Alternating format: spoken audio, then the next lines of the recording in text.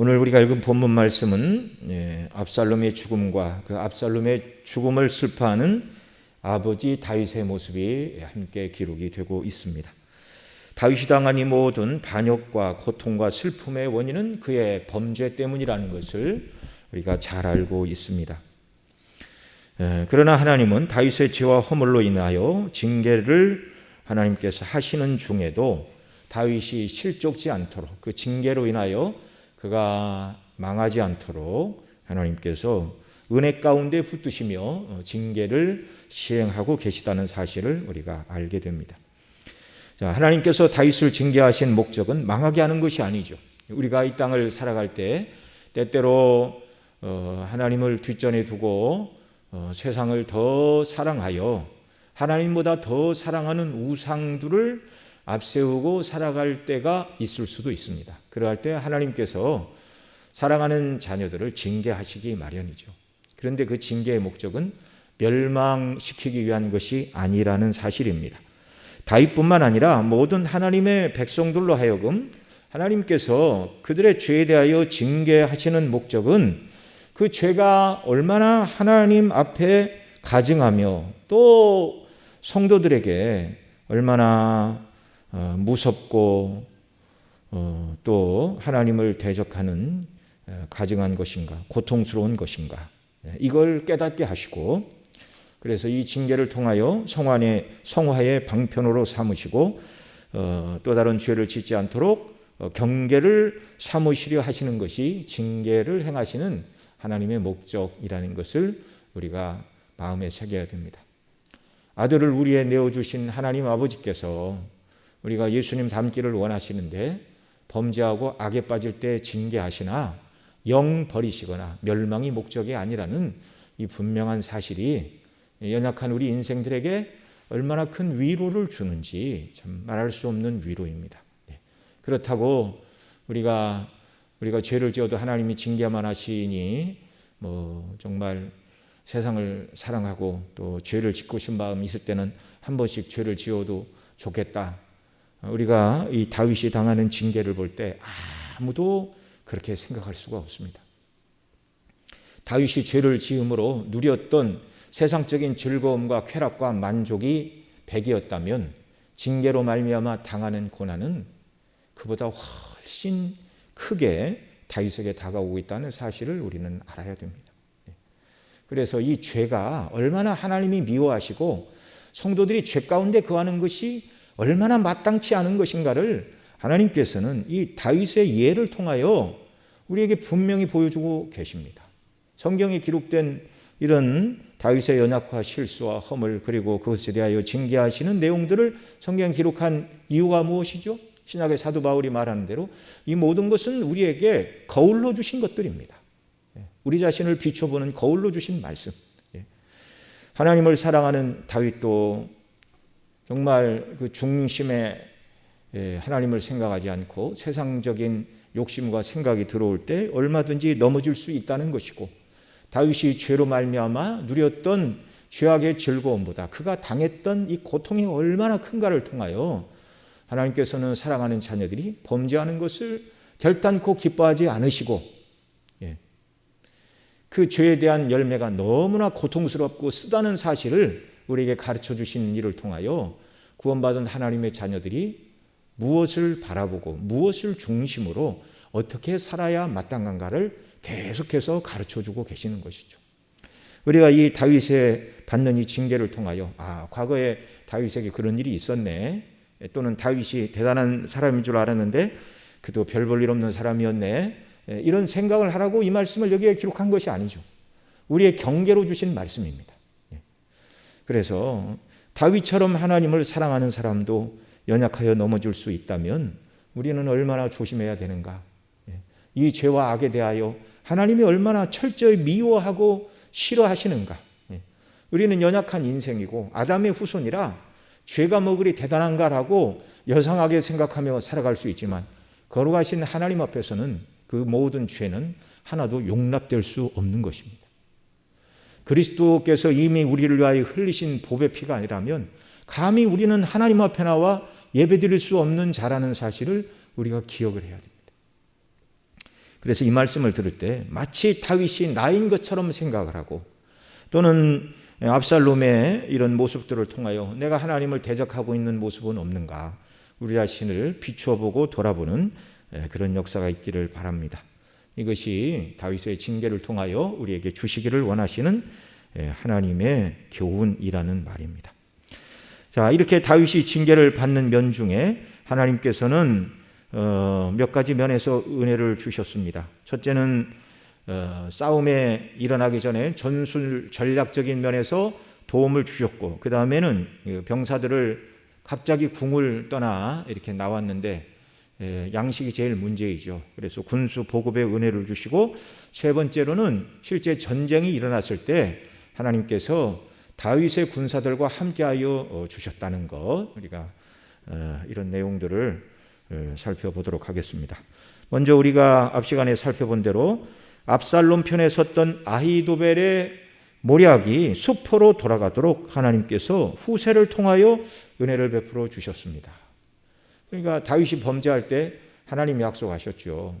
회개할 때 네가 회개해서 죽지는 않으리라. 그러나 원수로 비방하게 했으니 징계는 당할 것이다. 그게 하나님의 약속이었잖아요.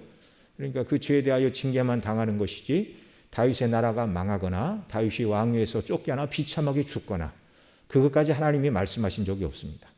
그러니까 하나님이 계획하신 징계만 딱 이루어지도록 모든 것을 섭리로 주장해 나가신다, 그 말이죠.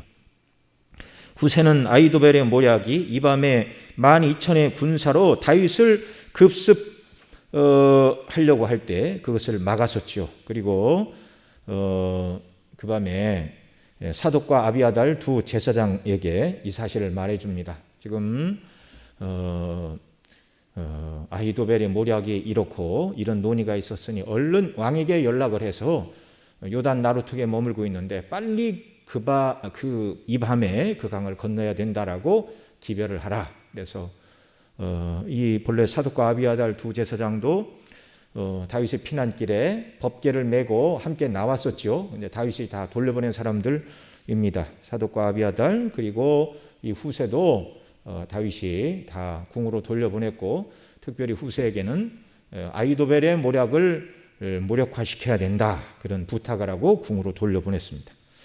자, 그래서 이 후세가 이 밤에 요단을 건너야 된다는 전가를 사독과 아비아달 두 제사장에게 말하였고, 이 두 제사장에게는 각각 요나단과 아히마아스라는 아들 제사장들이 있었습니다. 이들은 다 레위 후손들의 대제사장의 후손들이었습니다. 이 요나단과 아히마아스 젊은 제사장들은 성 안에 있지 않고 성 밖 에르노겔가에 기다리고 있었는데 한 여종을 보내 이 둘 젊은 요나단과 아히마아스에게 소식을 전했죠. 이 모습을 어떤 한 소년이 보고 압살롬에게 고합니다. 그러자 압살롬 편에서 군사들이 출동해서 이 두 사람 요나단과 아히마아스를 추격을 하죠.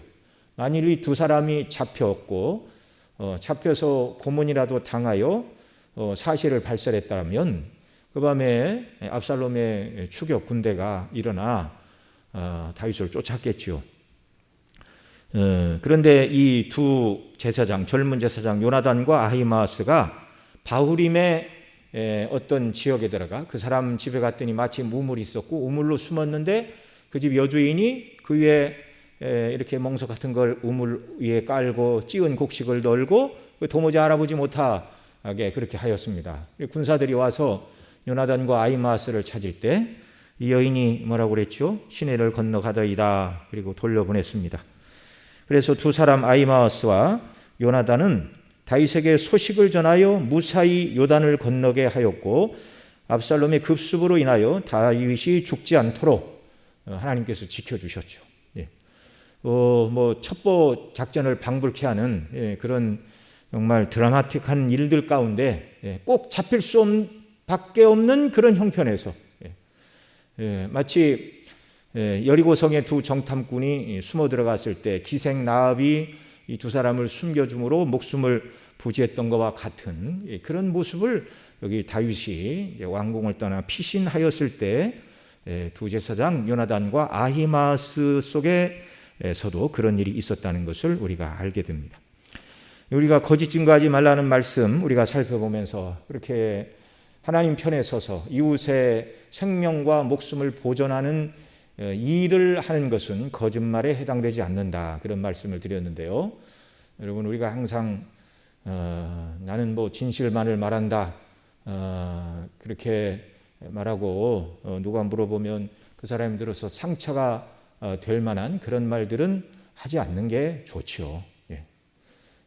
나는 바른 말만 하고 거짓말은 못한다, 그래서 그냥 있는 사실을 그대로 말한다 해서 다른 사람에게 상처를 주는 건 정직하고 의로운 사람이 아니라 아직 그 성품이 미숙한 사람이라는 것을 우리가 알아야 됩니다.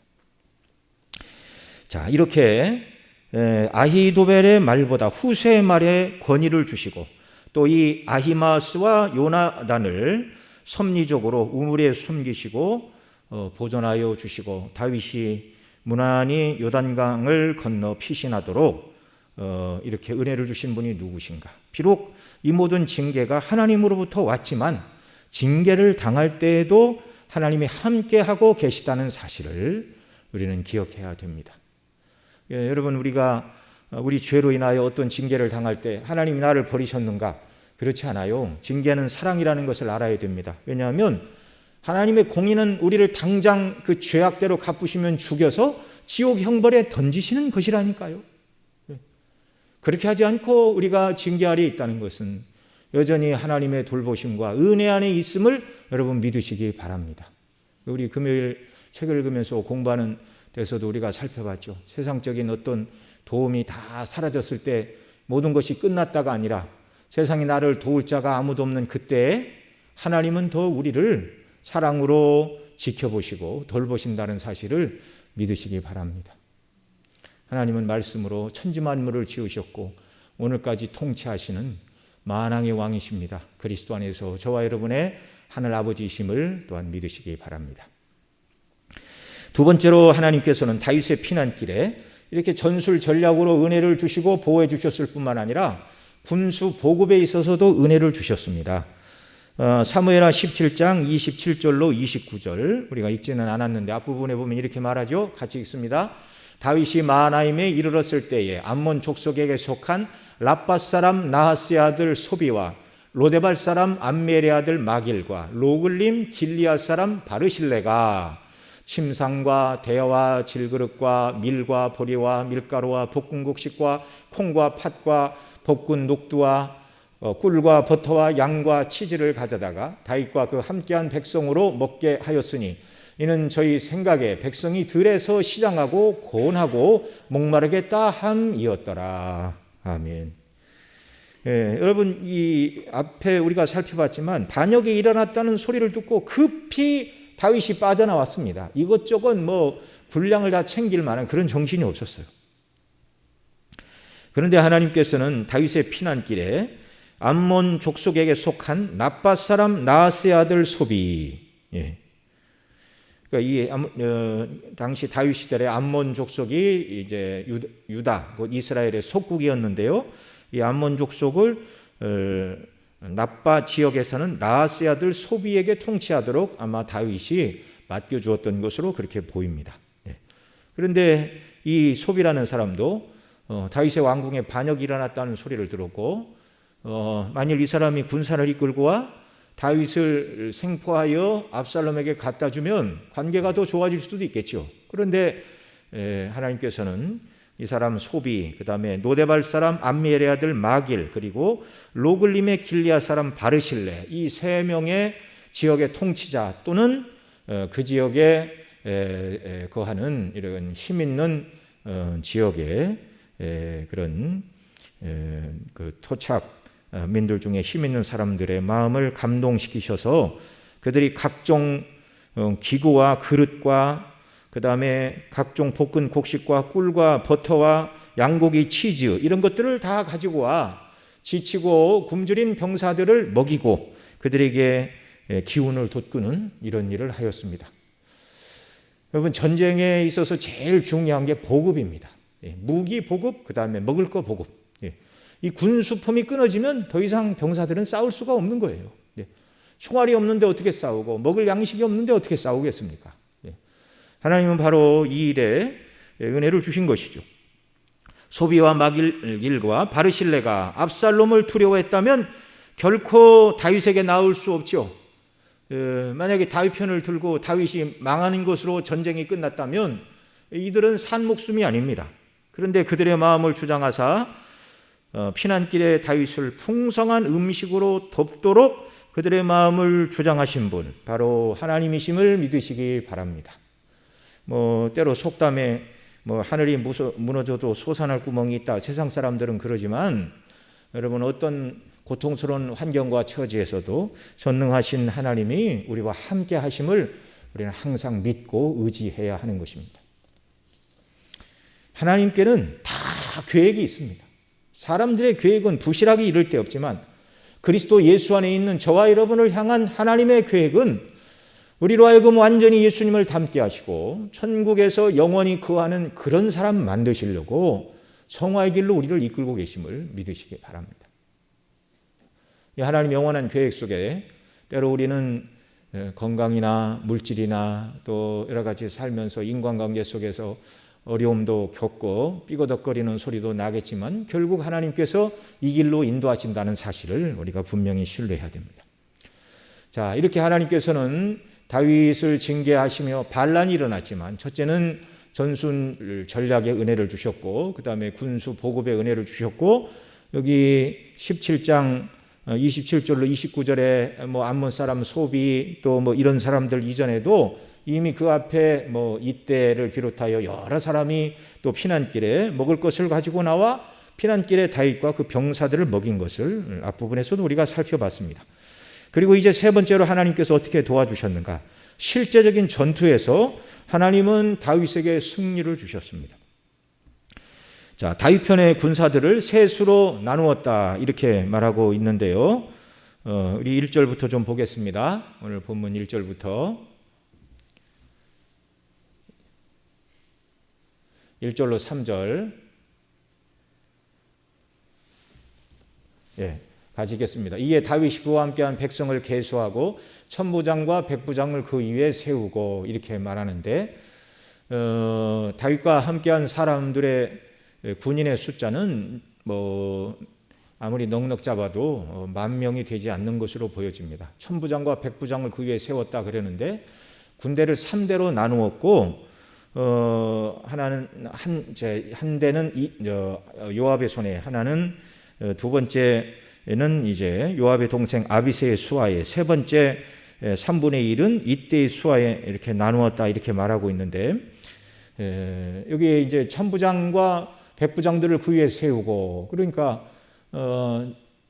천부장을 세웠는데 3대로 나눴으니까 셋이다 그 말이죠. 그러니까 한 1,000명씩 한 3,000명 정도 되었는가 그런 생각을 우리가 한번 해볼 수도 있고요. 그 다음에 또 3절에 보면 이렇게 말하죠. 백성들이 가로되 왕은 나가지 마소서. 우리가 도망할지라도 저희는 우리에게 주의하지 아니할 터이요 우리가 절반이 죽을지라도 우리에게 주의하지 아니할 터이라. 왕은 우리 10,000명보다 중하시오니 왕은 성에 계시다가 우리를 도우심이 좋으니이다. 이렇게 말하죠. 우리 10,000명보다 이렇게 말하는데 거기 다윗과 함께한 병사의 수가 10,000명이라는 의미일 수도 있고 거기 속한 모든 사람의 수를 이렇게 10,000명이다 이렇게 상징적으로 말했을 수도 있습니다. 그러나 정확한 수는 우리가 알기 어렵죠. 그러니까 많으면 10,000명, 적으면 천부장 셋을 세웠으니까 3,000명. 불과 얼마 안 되는 것이죠. 급하게 쫓겨나가다가 다윗 편에 선 사람이 얼마 되지 않았다는 것을 우리가 알 수가 있습니다. 그 세 명의 3대로 나눈 세 명의 천부장 중에 하나가 이때라고 말씀을 드렸는데 이 이때는 앞에 15장에 보면 가드 사람 이때가 600명의 군사를 이끌고 왔다 그렇게 말하고 있죠. 그러니까 이때는 글쎄 한 600명 자기가 데리고 온 사람들을 통솔을 했는지 몰라도 그러나 어쨌든 3,000명에서 다윗의 군사는 많아야 한 10,000명 정도 매우 적은 숫자이죠. 대신 이 압살롬은 단부터 브엘세바까지 나팔을 불어서 모든 병사들을 불러 모은 상태입니다. 그 수가 얼마인지를 말하고 있지는 않지만 전면전이 붙으면 감당할 길이 없는 숫자라는 것만큼은 분명한 사실이에요. 그런데 이 전쟁이 어떻게 되었습니까? 이 전쟁이 이제 평지에서 일어난 것이 아니라 에브라임 수풀에서 있었다 이렇게 말하는데요.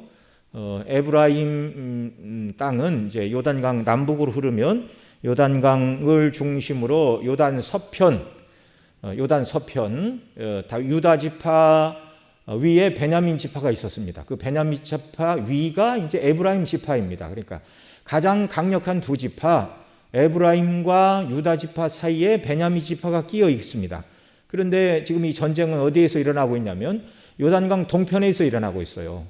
다윗이 지금 마하나임 성에 들어가 있고 싸움은 그 위에 있는 에브라임 수풀이다 이렇게 말하는데 한때 에브라임이 거기서 전쟁을 하다가 크게 패하는 일이 있어서 이제 그곳 지역을 이제 에브라임 수풀이다 이렇게 말을 하고 있습니다.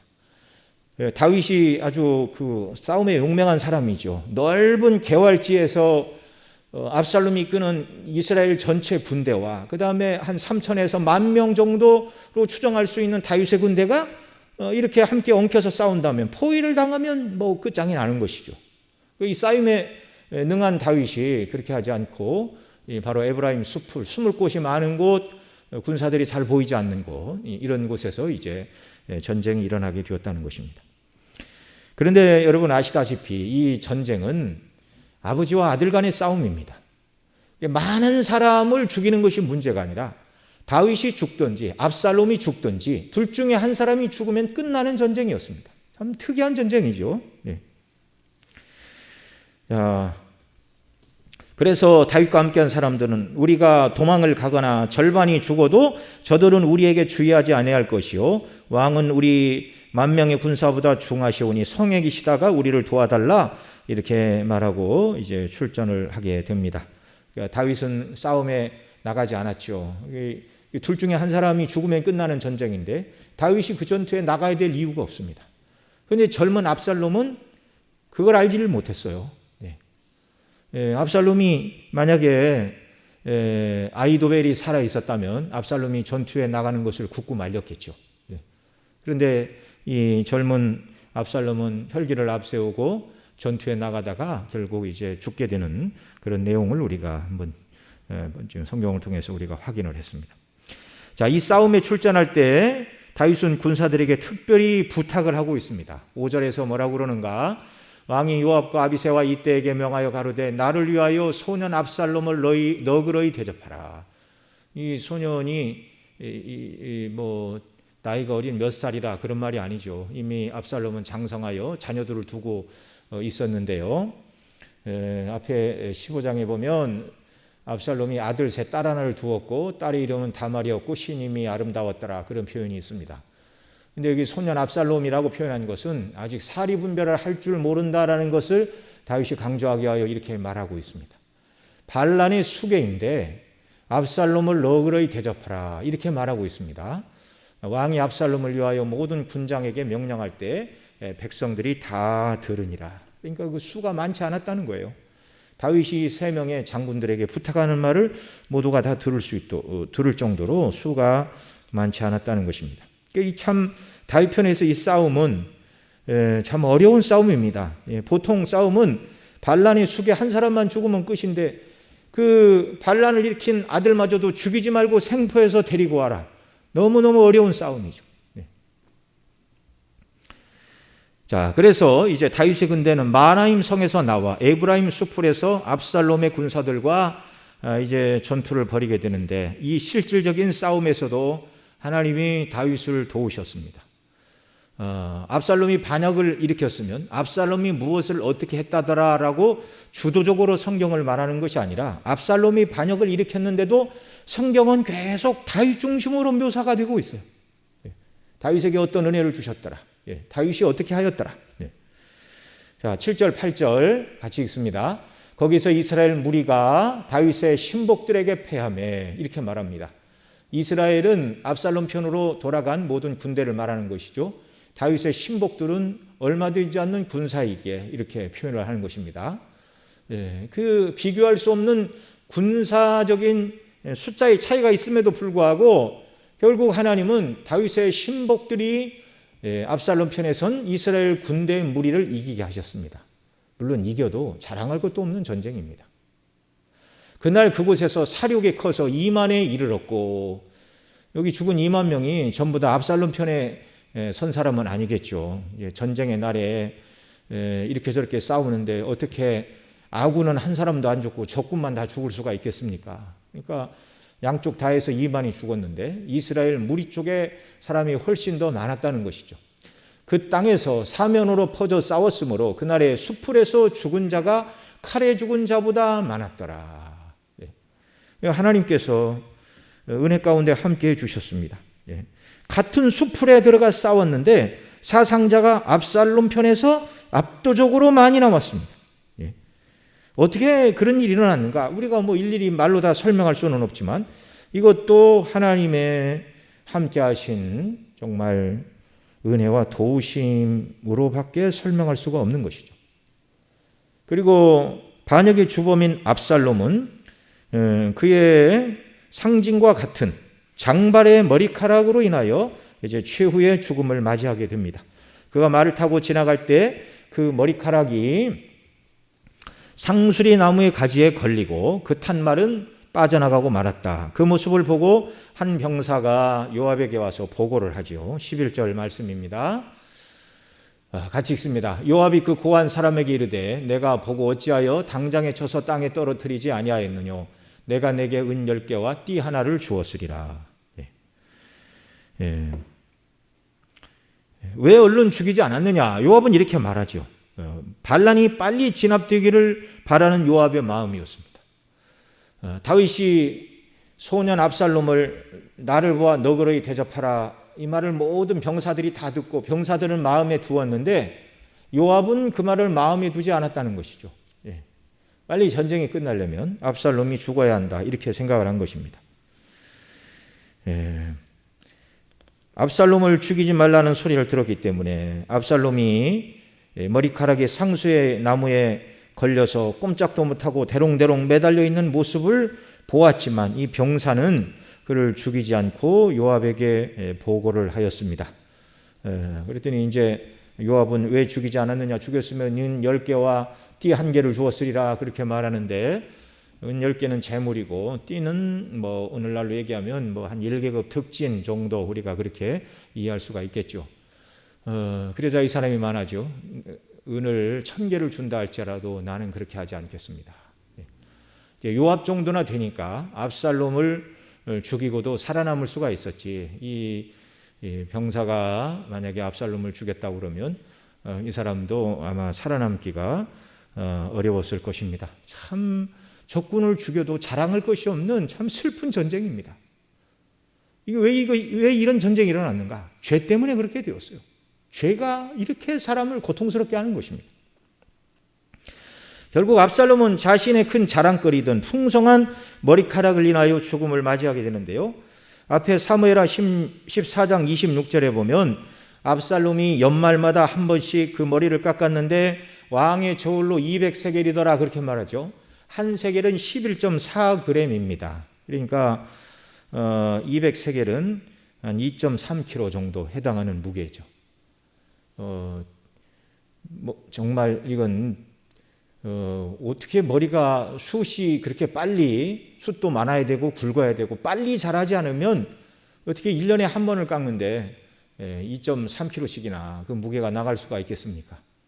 대단한 정말 그 머리카락을 가지고 있었습니다. 그는 자랑거리였던 그 머리카락이 상수리 나무 가지에 걸려 결국 요압에게 죽고 말았는데요. 상수리 나무에 걸리기 전까지 그 윤기나고 풍성하고 긴 머리카락은 압살롬의 자랑이었고 머리부터 발끝까지 한 군데도 흠이 없더라, 이렇게 압살롬을 묘사할 때 그렇게 말하고 있지 않습니까? 이거 그 사람의 자랑거리였고 장점이었던 것이, 그런데 하나님을 경외하지 않고 반란을 꾀하고 악을 행하자 그 사람이 가지고 있던 최고의 장점이 결국 그를 죽이는 데 사용이 되고 있다는 사실입니다. 하나님께서 우리에게 주신 모든 은사와 재능, 이 모든 것들 하나님의 영광을 위하여 바르게 쓰지 않으면 우리가 가지고 있는 좋은 장점이 결국 우리에게 해를 끼칠 수도 있다는 것을 우리는 알아야 돼요. 이 모든 것들은 다 가치 중립적인 것들입니다. 어떻게 무엇을 위하여 쓰이느냐 이거에 따라 다 달라진다는 말이죠. 결국 나무에 대롱대롱 매달린 압살롬은 요압의 창을 맞아 죽었고 이제 큰 구덩이에 던지고 돌을 던지고 무더기를 쌓았습니다. 마치 아이성 공격에 실패한 후에 그 원인을 하나님께 물을 때 아간의 범죄 때문이다. 아간이 제비 뽑아서 뽑히고 그가 죄를 실토할 때 돌 무더기를 그에게 돌을 던져 그가 죽고 돌 무더기를 쌓아 악을 골짜기라 슬픔과 고통의 골짜기라 라고 이름을 붙였던 것처럼 이 성경에 보면 아간뿐만 아니라 이 압살롬도 돌에 맞아 죽고 그의 무덤이 돌 무더기가 되는 참 비운의 그런 역사의 주인공이 되고 말았습니다. 반역을 일으킨 사람의 무덤을 정상적으로 이렇게 만들어주는 것은 있을 수가 없는 것이죠. 후대의 모든 사람들로 하여금 하나님을 거스리고 부모를 배역하고 악을 행한 사람의 최후가 무엇인가? 그 압살롬의 돌무덤을 지나가는 사람들마다, 아간의 돌무덤을 지나가는 사람들마다 하나님께서 보고 배우라고 교훈하시는 것입니다. 이 사건을 겪으면서 다윗은 그 어느 때보다 마음이 아팠습니다. 발란의 수개가 죽었다는 소식을 들었지만 다윗은 기뻐할 수 없어요. 왜요? 그게 자기 아들입니다. 전투에 나가는 군사들에게 다윗은 발란 군도 진압해야 하고 아들도 살리고 싶은 마음에 나를 위하여 젊은 압살롬을 너그러이 대우하라 그렇게 요청하였습니다. 앞서 말씀드린 대로 젊은 압살롬이라는 말은 살이 분별 못한 어린애라는 말을 강조하고자 함이었는데요. 아직 철이 없어서 저지른 행동이니 나를 봐서 발란은 진압하되 내 아들은 살려서 데려와라 그 말이었습니다. 아들도 살리고 발란도 진압하고자 하였으나 어디 그 일이 그렇게 다윗의 마음처럼 쉬운 일이었겠습니까? 전쟁에서 그날 죽은 사람의 숫자가 2만이라고 하였는데 부상자는 더 많이 나죠. 사람이 2만 명 죽었으면 부상자는 그 몇 갑절이라고 그렇게 우리는 추정을 할 수가 있습니다. 그렇게 많은 사람이 죽었는데 압살롬을 살려서 귀양을 보내거나 감옥에 보내는 정도라면 이것은 공도에 맞지 않는 일이고 이것은 반란이 제대로 수습이 되지 않는 것이죠. 그 전쟁에 나가 죽은 사람들의 가족들이 반란의 수개는 살아있고 그의 꾀임에 빠진 무고한 우리 아들들은 죽었구나. 이것은 도무지 다윗의 나라가 경고에 설 수가 없는 것입니다. 그러니까 이 압살롬의 죽음도 하나님께서 섭리적으로 요압을 통하여 마땅히 형벌받을 자에게 합당한 징벌을 하나님이 내리신 것이죠. 만약에 압살롬이 죽지 않고 생포가 되었다면, 그래서 다윗이 그 압살롬을 살려주었다면 하나님의 공의는 시행이 되지 않는 것이었습니다. 또한 반란이 진압되고 압살롬이 죽었다는 소식을 들은 다윗은 정말 그 군사들에게 수고했다, 수고를 인정해주고 기쁨을 표시하고 이렇게 해야 되는데 도리어 아들이 죽었다는 소리를 듣고 반란의 수개가 죽었다는 소리를 듣고 다윗은 큰 슬픔에 빠지게 되죠. 보통 사람들은 그렇게 말하죠. 부모가 죽으면 산에 묻고 자식이 죽으면 가슴에 묻는다. 애통하고 비통한 다윗의 심정을 어떻게 헤아릴 수가 있겠습니까? 다윗은 슬픔이 극에 달하였습니다. 그래서 오늘 본문 33절에 보면 이렇게 부르짖죠. 같이 읽습니다. 왕의 마음이 심히 아파 문으로 올라가서 우니라. 저가 올라갈 때에 말하기를 내 아들 압살롬아, 내 아들 압살롬아, 내가 너를 대신하여 죽었다면 압살롬 내 아들아 하였더라. 여기서 다윗은 내 아들이라는 말을 5번, 압살롬이라는 말을 3번 교차적으로 8번 자기 아들의 이름을 울면서 목 놓아 부르고 있습니다. 참 이게 부정이죠. 아버지의 정, 아들을 향한 아버지의 사랑. 그러나 아무리 들여다봐도 공의는 없습니다. 19장 4절에서도 이렇게 말합니다. 같이 읽습니다.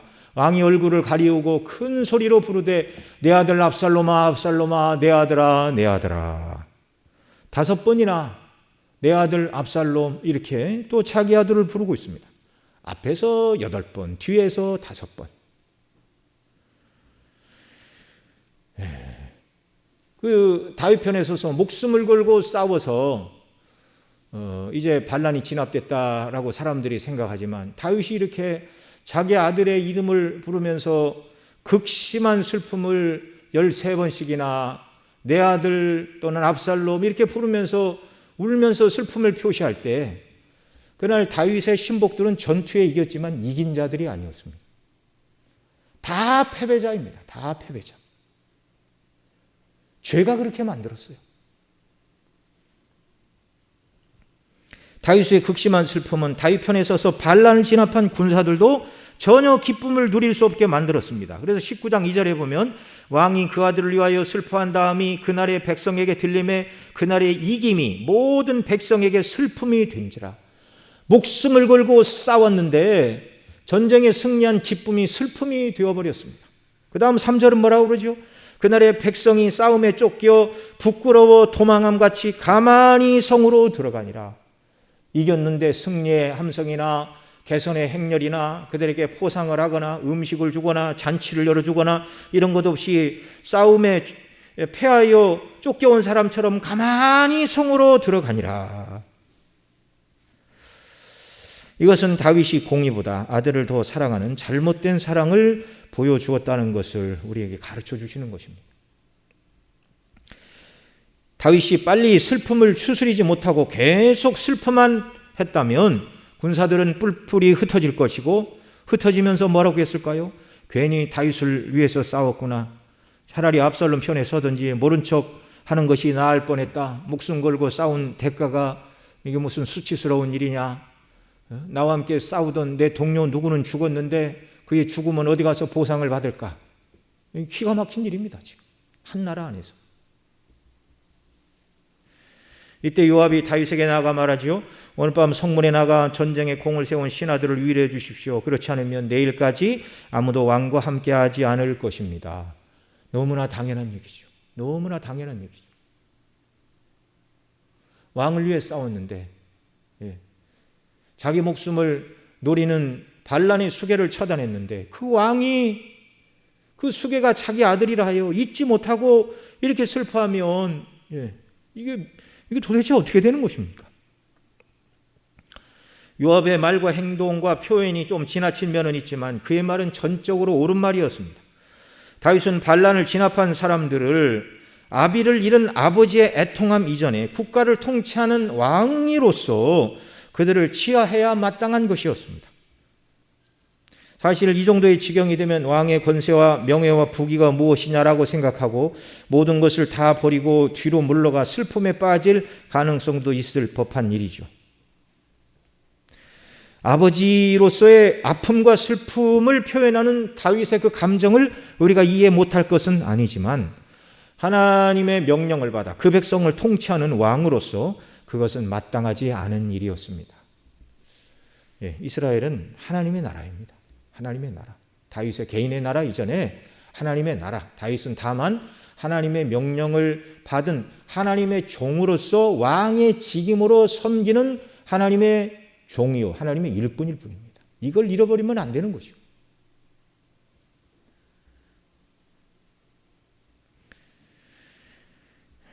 이건 참 하나님 앞에서 무슨 일을 어떻게 해야 되는가 참 특별히 직임 맡은 사람들 입장에서는 거룩한 두려움을 가지고 하나님 맡기신 일들을 잘 감당해야 된다는 것을 더 알게 되죠.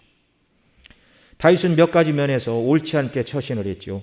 압살롬이 아무리 외모가 멋있고 똑똑해도 하나님을 떠난 그런 아들을 총애하는 것은 옳은 일이 아니었습니다. 아들이 죽기는 하였지만 그것은 하나님의 공의의 심판을 받아서 죽은 것이니 하나님의 주권을 받아들여야 했습니다. 또한 공의의 측면에서도 반란의 앞잡이가 처형당하지 않으면 어떻게 공의로운 재판이 이스라엘 땅에서 일어날 수가 있겠습니까? 뿐만 아니라 아들을 잃은 슬픔에 압도되어 악한 압살롬의 관계에서 자신과 나라를 보존해 주신 하나님께도 영광을 돌리지 않고 있습니다. 앞서 말씀드린 대로 정말 전술 전략에서 후세의 말이 아히도벨의 말보다 더 영향력이 있도록 섭리하신 분이 하나님이시고, 요나단과 아히마아스가 발견되지 않도록 붙들어 주신 분도 하나님이시고, 또 뭇사람의 마음을 감동하사 다윗에게 먹을 것과 마실 양식을 가지고 나와 공개하도록 섭리하신 분도 하나님이시고, 다윗 편의 군사가 확실한 것은 아니지만 많아야 10,000명, 적으면 한 3,000명 되는 그런 숫자가 그날 이스라엘 전군과 싸워서 죽은 사람만 20,000명이라고 말하고 있지 않습니까?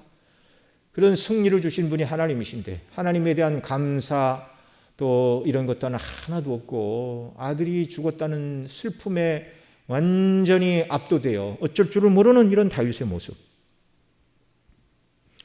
육신의 정이 치우쳐 큰 애통을 토로함으로 나라를 구원하고 자기 목숨을 구원하고 하나님의 공법을 세운 군사들의 사기를 꺾는 이런 일들, 이것은 다윗의 옳지 않은 행동들이었습니다. 이 사건이 주는 교훈은 너무나 명백하죠. 다윗은 압살롬을 비롯한 자녀들을 하나님의 말씀으로 기르는 일에 최선을 다했어야만 합니다. 그런데 너무 바빠서 그렇게 하지 못했어요. 이것이 자녀들에게 수많은 재산을 물려주는 것보다 훨씬 더 귀한 것임을 자녀를 기르는 부모들은 항상 기억해야 됩니다. 항상 자녀들을 위해 기도해야 되고 말씀을 가르쳐야 되고 하나님의 뜻이 무엇인가를 무시로 정말 부모들이 삶으로서 모범을 보이는 이런 일들. 또한 압살롬에 대한 무절제한 애정으로 암논을 죽인 죄에 대해서 하나님의 공법에 따라 압살롬을 적당하게 형벌을 부과하지 않았습니다. 그러자 작은 죄를 용납하자 더 큰 죄로 자라나 고통으로 다가온 것이죠. 스스로 도망을 가서 추방된 압살롬을 돌아오게 하는 잘못 범한 것도 다윗이었습니다. 아들을 보고 싶은 그 마음을 요압이 읽어서 한 여인을 연극을 시켜서 다윗의 마음을 바꾸고 데려오는 이런 일들을 요압이 했는데요. 여러분, 그것은 온당한 일이 아니라는 것을 우리가 앞 시간에 이미 다 살펴보았습니다. 다윗이 이 문제의 시작은 어디서부터 출발한 것이죠? 다윗이 큰아들 암논이 그 배다른 여동생 다말을 성적으로 폭행하고 버리는 그 일을 모른 척하고 눈 감아 버릴 때 이 모든 불행의 씨앗은 자라났고요. 아니 더 근원적으로 따지고 올라가면 밧세바를 범하고 그의 남편 우리아를 죽게 한 이 죄로부터 모든 것이 출발한 것이었습니다. 참 고통스러운 일이죠. 다음 시간에는 그 말씀을 좀 더 드리려고 하는데, 다윗이 자녀들을 하나님의 말씀으로 잘 양육을 시켰다면 이런 고통은 당한다 할지라도 자녀가 아닌 다른 사람들을 통해서 이런 고통이 찾아올 수도 있는데, 하나님의 말씀으로 자녀들을 바르게 양육하지 못하자 자녀들이 모든 불행의 단초가 되었다는 사실입니다. 여러분, 이런 모습들을 볼 때마다 다윗이 넘어졌다면 저와 여러분은 더 말할 필요도 없는 것입니다. 오늘 낮에도 말씀을 들었지만 구약시대에는 율법 속에는 선을 행할 능력이 함께 주시지 않았죠. 복음 안에서만 죄와 싸워 이길 수 있는 은혜를 성령 안에서 우리에게 주십니다. 그래서 우리가 우리 본성이나 우리 힘을 의지해서는 안 되고요. 늘 우리 자신의 연약과 허물을 주 앞에 구하고 도우심을 구하고 정말 주의 십자가의 은혜와 영광 안에만 거하고 늘 주님이 우리에게 가르쳐 주신 대로 시험에 들게 하지 마옵시고 다만 하겠소 구해달라고 우리의 연약함을 늘 하나님 앞에 고백하며 믿음으로 살아가는 훈련을 계속 하루하루 날마다 우리가 그렇게 해야 하는 것입니다. 마음을 날마다 그렇게 지켜야 되는 것입니다. 결론적으로 이런 무가치한 인생을 구원하시는 하나님의 사랑은 너무나 놀랍습니다. 여러분, 다윗이나 그 아들, 그 편에 있는 사람 누구를 본다 할지라도 그들의 행실과 마음 씀씀이 이 모든 것들을 하나님께서 보시고 너는 사람 중에 그래도 의를 행하고 착하니 구원할 만하구나. 하나님 보실 때 그럴 만한 사람이 누가 있습니까? 없어요. 아무도 없어요. 그런데 이런 죄인들을 그 죄에서 용서하시고 구원하시는 하나님의 방식이 너무나 놀랍습니다. 다윗은 자기를 배신하고 자기를 죽이려 하고 스스로 왕이 되려는 아들 압살롬이 죽자 내가 죽어야 하는데 네가 죽었느냐, 불의한 슬픔을 토해내므로 자신을 위해서 목숨을 걸고 싸운 병사들을 부끄럽게 하였는데, 전쟁에서 다윗 편에 서서 그런 왕을 위해서 싸우다 죽은 병사들과 부상을 입은 자들과 그 가족들에게는 도대체 무슨 말을 해줄 수가 있겠습니까?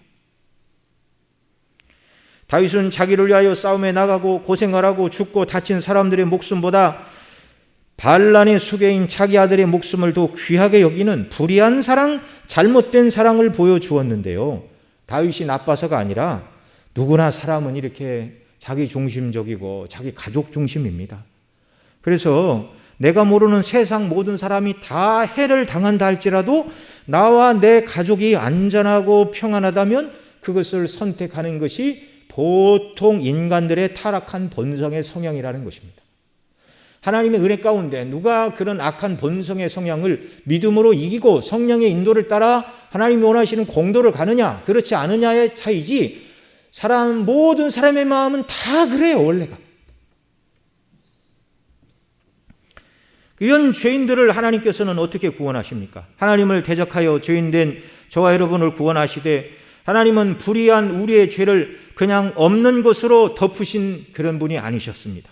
하나님은 거룩하신 분이기 때문에 우리의 죄에 대하여 네가 눈물을 뿌려 회개하니 너의 죄를 사하노라, 그렇게 하나님이 용서하시지 않으세요.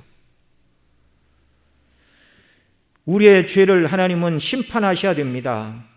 죄의 싹은 사망이라고 성경이 분명히 말씀을 하죠. 죄의 값을 하나님은 반드시 찾으셔야 되는데 우리에게 찾으시면 영원한 지옥 형벌이죠. 그래서 사랑하는 독생성자, 영원전부터 사랑하신 아들, 항상 하나님 아버지와 아들은 사랑 안에서 연합과 일치를 이루는 분이셨는데 하나님 아버지는 창조의 주역인 그 아들을 우리의 죄를 대속하기 위한 중보자가 되게 하시려고 사람의 몸을 입고 이 땅에 태어나게 하시고 율법의 수여자이신 성자께서 율법 아래 나시고 우리의 대속의 주가 되시고 대신은 고난받으시고 결국 십자가에서 우리가 영원토록 우리의 죄값을 인하여 지옥에서 영원토록 고난받아야 될 그 값을 십자가 위에서 예수님이 다 담당하고 치러주셨습니다.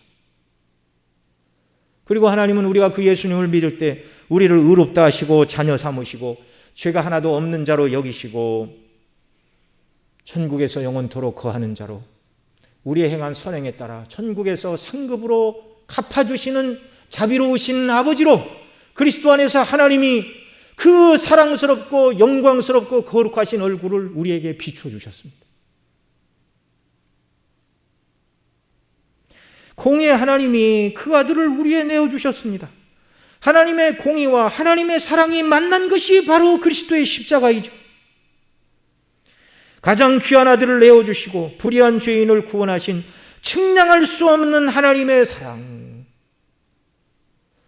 여러분, 무엇이 하나님으로 하여금 우리에게 쏟으셔야 될 그 진노를 아들에게 쏟으사 아들을 십자가에 매어 달기까지 우리에게 내려야 할 모든 저주를 그 아들에게 내리셨는가? 하나님의 공의가 왜 예수님의 십자가로 다 옮겨갔고 예수님의 의로움을 우리 것으로 여겨주시사 자녀 삼으시고 구원하시는가? 이게 놀라운 사랑입니다. 세상에서는 들을 수 없는 이야기입니다. 여러분, 이 말이요, 어느 동화책에 나오는 이야기라 할지라도 또 어떤 철학자들이 주장하는 사상이라 할지라도 사람들은 귀하고 존귀하다 그럴 것인데 이건 하나님께서 저와 여러분을 위하여 행하신 실제적인 구원 사건임을 여러분 믿으시기 바랍니다. 이것 때문에 우리에게 소망이 있는 거예요.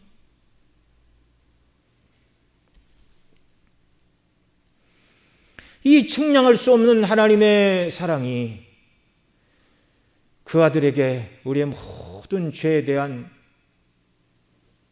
값을 하나님이 다 받아내시는, 공의가 완전히 시행되는 방식으로 저와 여러분을 구원해 내셨습니다.